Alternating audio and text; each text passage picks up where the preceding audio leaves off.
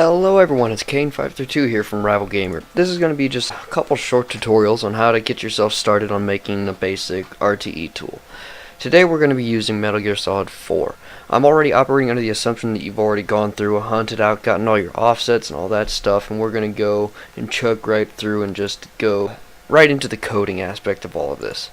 So go ahead and open up Visual Studio and we're going to create us a new project. Make sure it's a Windows form, and we'll just name it Metal Gear Solid 4. The most important thing that you're going to need here is some way to interface with your PlayStation 3. So I will be providing you a link to my multi-library, which is based off of the PS3 lib, and I added a couple other things, other features such as my GameShark library and the Xbox library and so on and so forth. Poke through that at your leisure. But once you get into that, we're going to go into form1.cs, go to view code, and we're going to have to type using multilib. From there, go down to your public partial class, and we need to find a way to enable this so that we can actually call our functions. You can do this simply by doing something very simple like this. Return new, and there we are. Now, once you get into here, you got a few different options. A lot of people I know like to use two buttons, one for connect and one for attach. Personally, I prefer just to use one button for both things. I'm going to show you how to code that. So double click that. We're not really going to jump right into that just now. What we're going to do is create a public boolean that we can call to and use whenever we want. That way we're not clogging up our buttons with large amounts of code for no good reason. So we're going to name this connection. We want our users to have as much freedom as they can, so we're going to give them a way to change the API. To do this, you want to include change API, and then you just plug in your variable up there. From here, we also need a bool, because all bools have to return a value, especially if we're calling a public boolean as a function. We need to be able to return that soon. So once you make a false bool, we can change that here. And what this does, this turns our bool right here into this. It will call this function, and if it returns true, well, then the bool will return true. But if it does, so if state, and this means if it returns a true value, we want to attach. So same thing, and then return state. Very nice, very simple, easy code right here. Basically what this is going to do is if everything is successful, we'll be connected and attached. All you got to do from here is this. Now, another nice thing, if you want to make it super easy for people, you can automatically declare the default as target manager. Then you don't have to input anything there. Just a nice little bit of shorthand for you. So, let's say you want something to pop up, let our users know that we're connected. What we can do is change the text of our button here. And we'll use our bool here as our toggle. And you do that simply by using a question mark, and then you provide two different variables. And you separate it with a colon.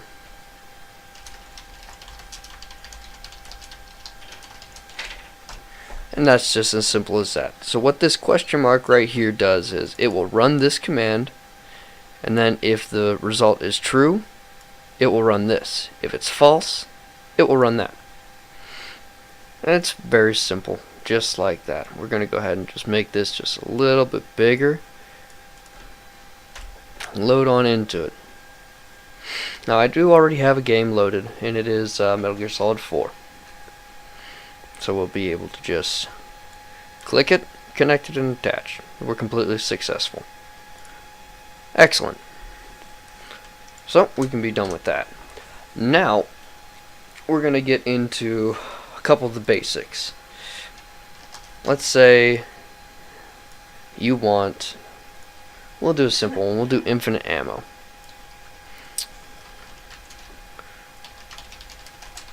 Now here's one thing that I do highly recommend just for the ease of use.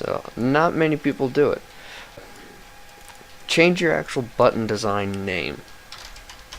Now this is something that users aren't going to see, but this is just going to be for yourself. Because once you click on that, you can see that it's labeled correctly. That way if you go back through to do some debugging or fixing stuff, you're not hunting around like, oh, which button was this? No. This way you know exactly what this button does. Now, we could have, I know a lot of people tend to have two buttons, like one says enable and the other says disable, but that takes up a lot of space. And then you have these gigantic tools with all these buttons and not many features. We're going to actually be using bools, and bools are honestly my favorite thing in the world to code with because they're so incredibly versatile. So, what we'll do, we will make an infinite ammo bool. So inside of our button, we want this to toggle.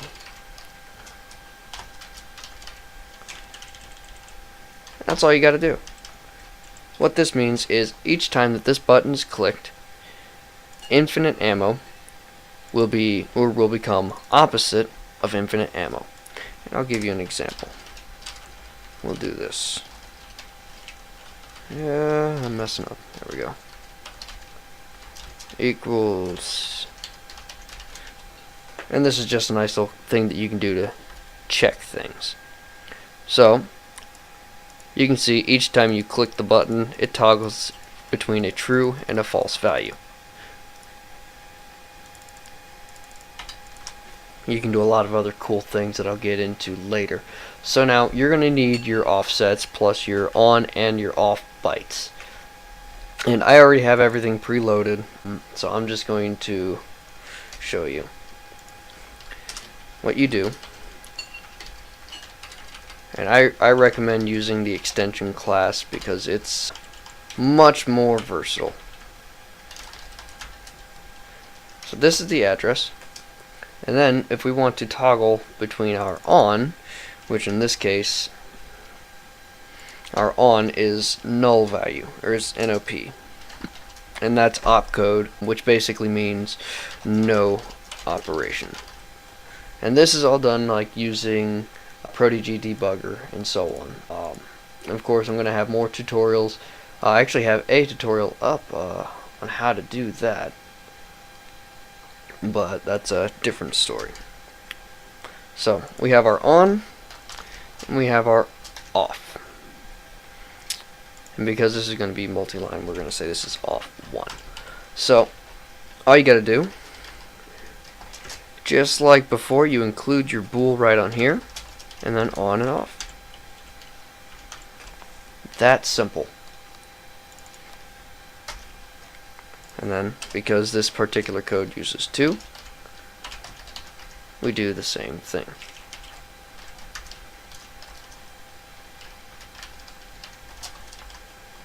And the on is the same, but the off is different. So just to explain, what the off is here is the original code. So this is what the game natively has written in code. And it's always nice to give players the option to turn things on and off, just in case, some of the codes might be clashing or that might not be functioning correctly, and instead of breaking their entire game, they can just shut it off. But now, we want our users to see that the tool is actually doing what it's supposed to do. So, we can do this.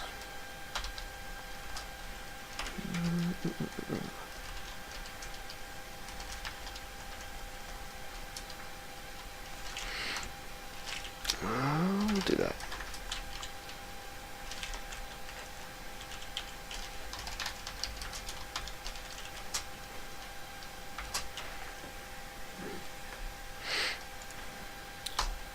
So basically, this little guy right here allows you to put inputs in, like that. What this will do, as you will see, it'll write to the button. Make sure you're connected. Infinite ammo, true and false. Pretty cool stuff. You can also do a lot of different cool stuff like, oh, let's say change the 4 color.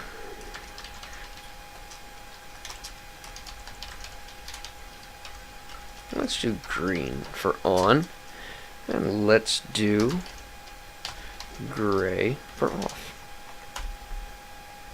Oops, I messed up.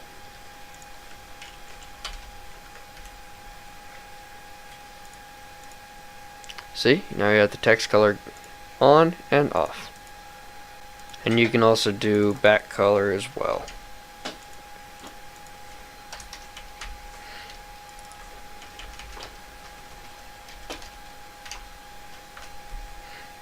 That's just a nice, cool little, oops, might need to change that.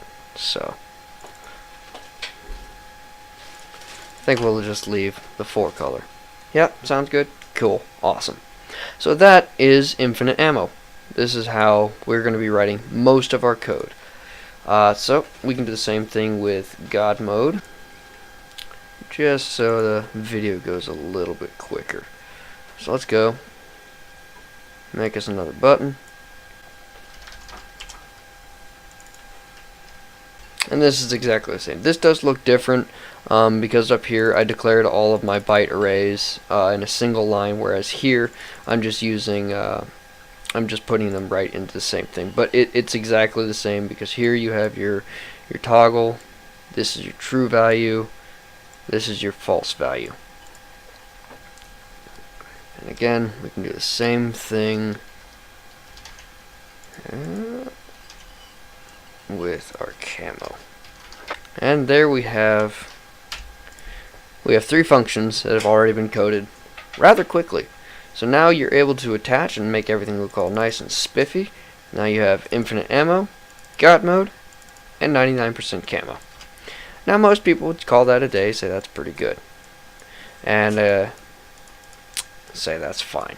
But here at RivalGamer we like to do things much nicer, much cleaner. Because this right here, well, it's good for a very basic tool, and I'll put up a screenshot of my very first Metal Gear Solid 4 tool. It's absolutely cringeworthy. But what we do here at RivalGamer is we have a lot of different things, a lot of different functions, a lot of things that just make us better than everybody else. So I'm going to get this cleaned up a little bit, and I'll show you how to make things a lot smoother. So let's say you want to go down here. We're going to be using a tab. Get yourself a tab control. Put that right there. We'll put this first one, and we will label it connection.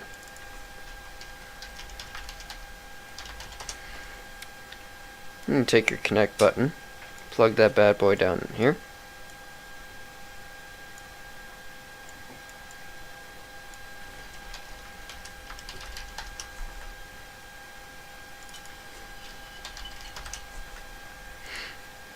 And we want to give our users options, right? Connect TM API. We go into here. Boom. Make the same button.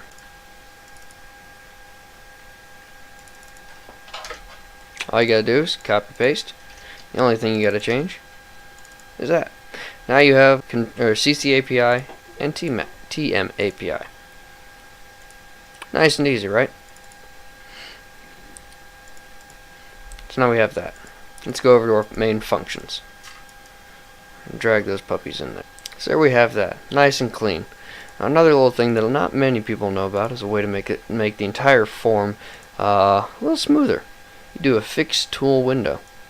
Makes everything look really cool. A lot of my tools have this because it has a nice clean top at the very top, and I love that. You can do that. I really like the way it looks. Call me crazy. Anyway, so let's make another tab, and we're gonna have advanced functions in. And I'm not worried about changing the actual design name of these just because of what we're doing. So here is where the fun stuff gets in. This is probably going to be a good place to stop our first video. So in the next video, we're going to be going over one of the things that I've kind of held near and dear, and that is my face and costume changing functions for Metal Gear Solid 4. So stick with us and check out the next video. It should be up in the next couple days.